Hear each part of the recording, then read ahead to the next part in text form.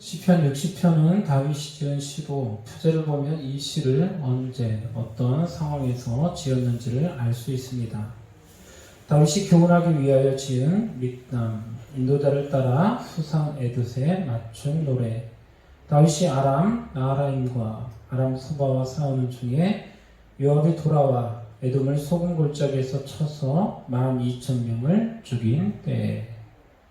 표제를 보면 이 시가 사무엘하 8장에 기록된 사건을 배경으로 하고 있음을 알 수 있습니다. 사무엘하 8장 13절에서 14절을 보면 다윗이 소금 골짜기에서 에돔 사람 18,000명을 쳐 죽이고 돌아와서 명성을 떨치니라.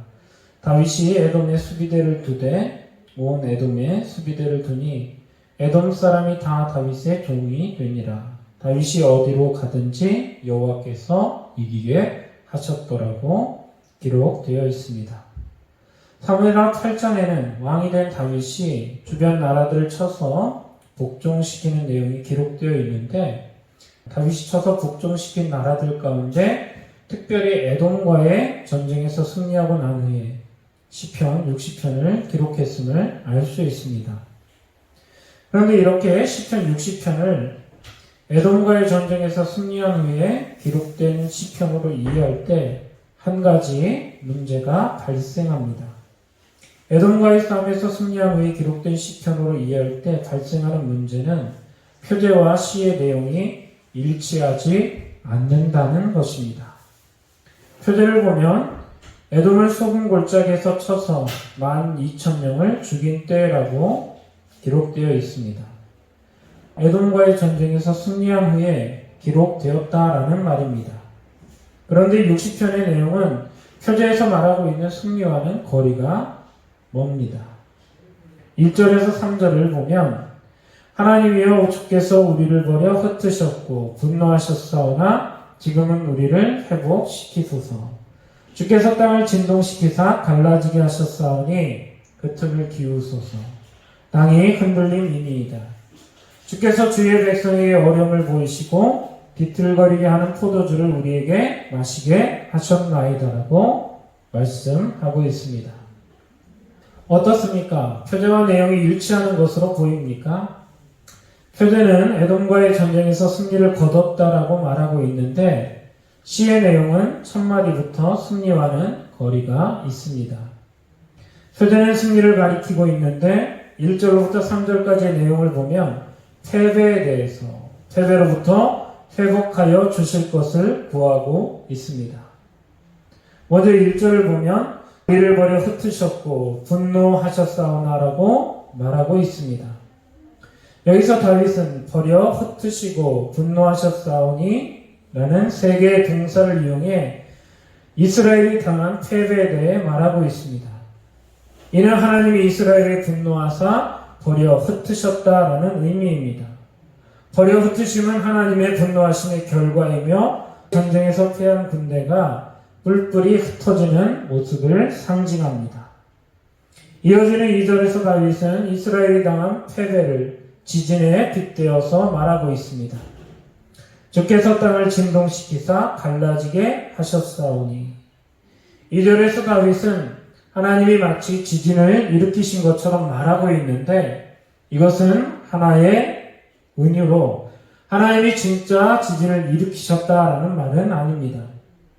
주께서 땅을 진동시키사 갈라지게 하셨다라는 말은 하나님의 진노로 말미암아 이스라엘이 분열되었음을, 나뉘게 되었음을 나타내는 것입니다. 3절에서 다윗은 주께서 주의 백성에게 어려움을 보이시고 비틀거리게 하는 포도주를 우리에게 마시게 하셨다라고 말하고 있습니다. 이러한 표현 역시 1절과 2절과 마찬가지로 전쟁에서의 패배를 묘사하는 표현입니다. 어려움을 보이셨다라는 말은 이스라엘로 하여금 어려움을 당하게 하셨다는 말이며 비틀거리게 하는 포도주를 마시게 하셨다라는 말은 취해 쓰러지게 하셨다라는 말로 전쟁에서 패배한 군사들이 비틀거리며 쓰러지는 모습을 묘사하는 표현입니다. 어떻습니까? 표제는 승리에 대해 말하고 있는데 내용은 패배에 대해서 말하며 패배로부터 회복시켜 주실 것을 요청하고 있습니다. 이렇게 어울리지 않는 사뭇 모순되어 보이기까지 하는 표제와 시의 내용을 우리는 어떻게 받아들여야 할까요? 두 가지 해결책이 있는데 첫 번째 해결책은 승리한 후에 기록된 것이 아니라 승리하기 전에 전쟁을 치르기 전에 기록된 것으로 보는 것입니다. 사실 시의 내용만 놓고 보면 에돔과의 전쟁이 있기 전에 에돔으로부터 승리를 거두기 전에 기록된 것으로 보는 것이 훨씬 더 자연스럽습니다.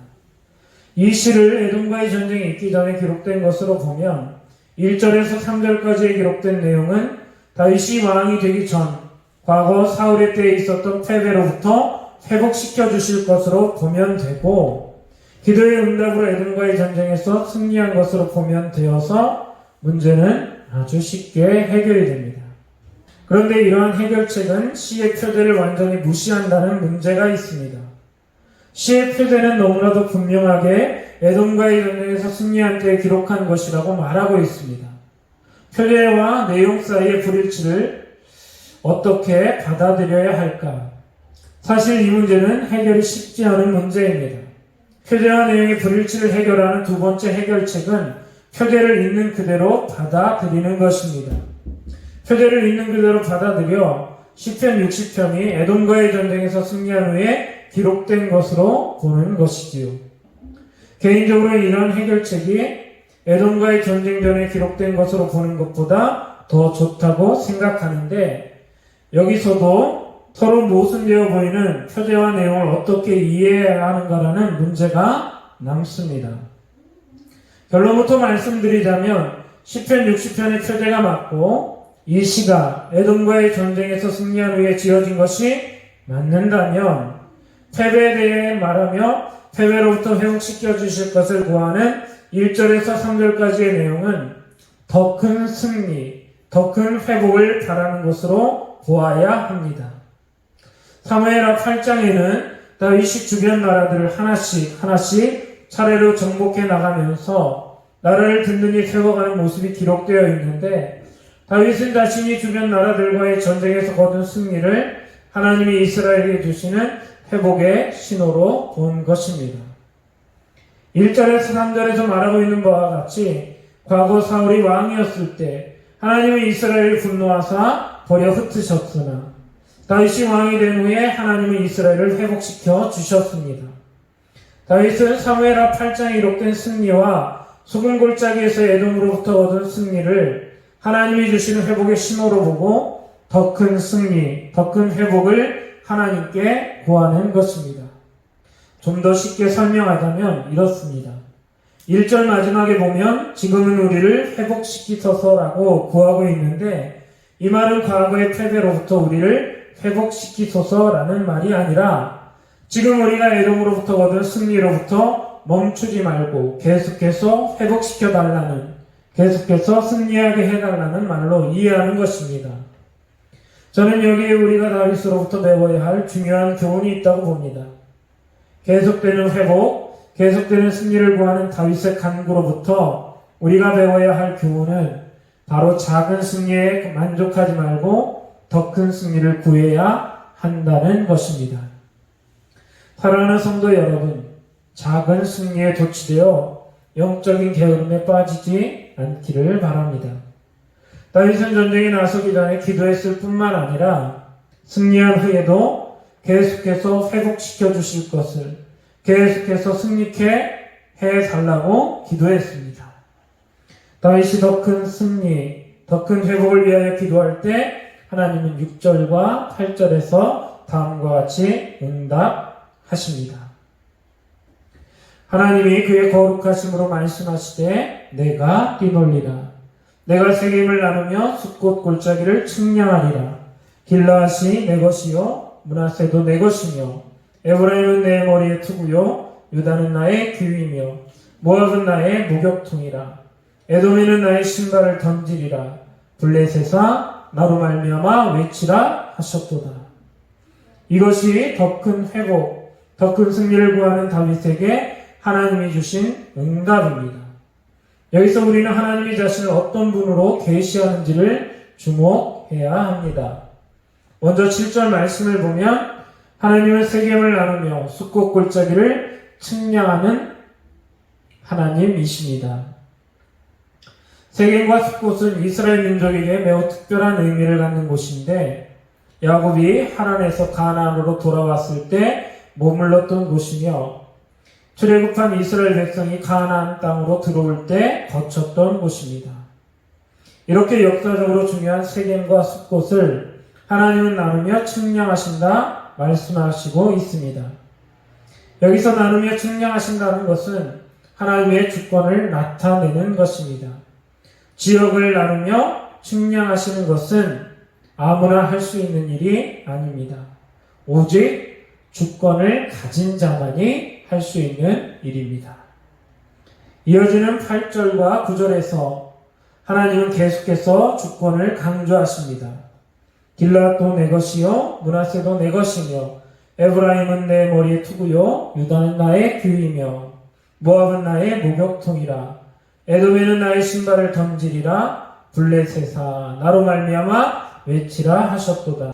여기서 하나님은 반복해서 자신의 소유권에 대해 말씀하시고 있는데 하나님의 주권은 하나님의 백성 이스라엘에게만 제한되지 않습니다. 하나님은 먼저 모압을 향하여 나의 목욕통이라 말씀하십니다. 여기서 나의 목욕통이라는 말은 모압이 나의 발 씻는 물을 담는 그릇이라는 말입니다. 고대 근동 지역에서는 주인이나 손님이 집에 들어올 때 하인들이 손과 발을 씻을 물을 그릇에 담아 준비하고 있다가 주인과 손님을 맞이했는데 나의 목욕통이란 말이 바로 그러한 관습과 연결되어 있습니다. 모압은 나의 목욕통이란 말은 쉽게 말해 발 씻을 물그릇이나 드는 종이라는 말과 같은 의미입니다. 이어지는 에돔을 향한 말씀, 에돔에는 나의 신발을 던지리라는 말씀 역시 고대 근동의 관습과 관련이 되어 있습니다. 얼마 전에 국회에 방문한 대통령에게 한 시민이 신발을 벗어던진 사건이 있었는데 비슷한 사건이 2008년에 있었습니다. 2008년 미국의 조지 부시 대통령이 기자회견을 할 때 이라크 기자 하나가 신발을 벗어서 던진 것입니다.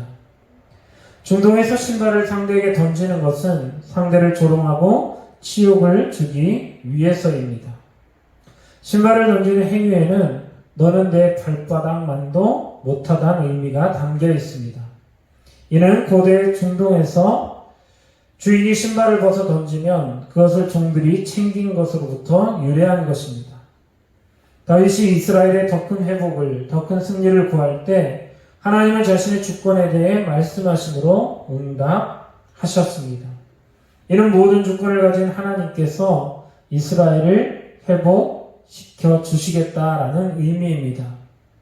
사랑하는 성도 여러분, 하나님은 패하게도 하시고 승리하게도 하시는 하나님이심을 기억할 수 있기를 바랍니다. 하나님은 당신에게 은혜를 구하는 자에게는 승리를 주시고 당신을 거역하는 자에게는 패배를 주십니다. 하나님의 주권에 대한 선포가 끝나자 다윗은 다음과 같이 기도하며 이 시를 마무리합니다. 누가 나를 이끌어 견고한 성에 들이며 누가 나를 에돔에 인도할까? 하나님이여 주께서 우리를 버리지 아니하셨나이까? 하나님이여 주께서 우리 군대와 함께 나아가지 아니하시나이다. 우리를 도와 대적을 치게 하소서. 사람의 구원은 헛됨이니이다. 우리가 하나님을 의지하고 용감하게 행하리니 그는 우리의 대적을 밟으실 이심이로다. 하나님의 주권에 대한 선포가 끝나자 다윗은 하나님께 다시 한번 회복시켜 주실 것을 구하며 오직 하나님만을 의지할 것이라고 말하고 있습니다. 다윗은 반복해서 묻습니다. 누가 나를 이끌어 견고한 성에 들이며 누가 나를 에돔에 인도할까? 다윗의 이 물음은 누가 나를 승리케 할 것인가를 묻는 물음입니다. 과거 하나님은 사울에게 패배를 안겨주셨지만 다윗은 하나님께 소망을 두고 승리를 구하고 있습니다. 하나님이 함께 하시며 자신과 자신의 백성을 인도하여 주실 것을 구하고 있습니다. 우리를 도와 대적을 치게 하소서. 사람의 구원은 헛됨이니이다. 다윗의 이 기도와 이 고백이 저와 여러분의 기도와 고백이 될 수 있기를 바랍니다. 사람의 구원은 헛됨이니이다라는 고백이 우리의 고백이 되어야 합니다.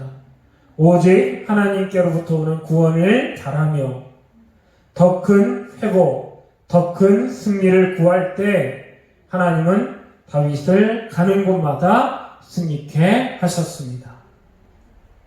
말씀을 맺겠습니다.